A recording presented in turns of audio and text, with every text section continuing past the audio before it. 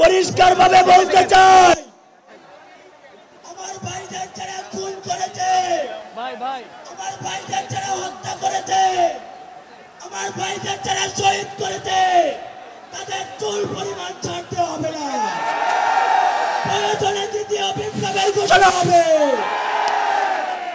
বিপ্লবী সহযোদ্ধা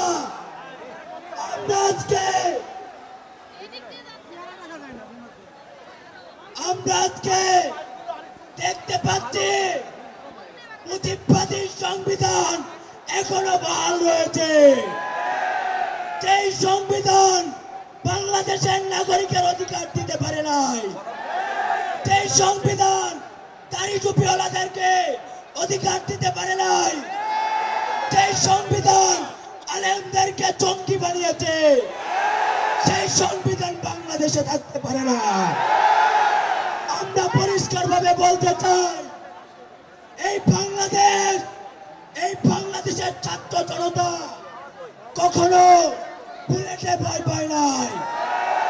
সেই বাংলাদেশ বুলেটে ভয় পায় নাই, সেই বাংলাদেশকে ষড়যন্ত্র দিয়ে রুখে দিতে পারবে না, আমাদেরকে দবাই দিতে পারবে না।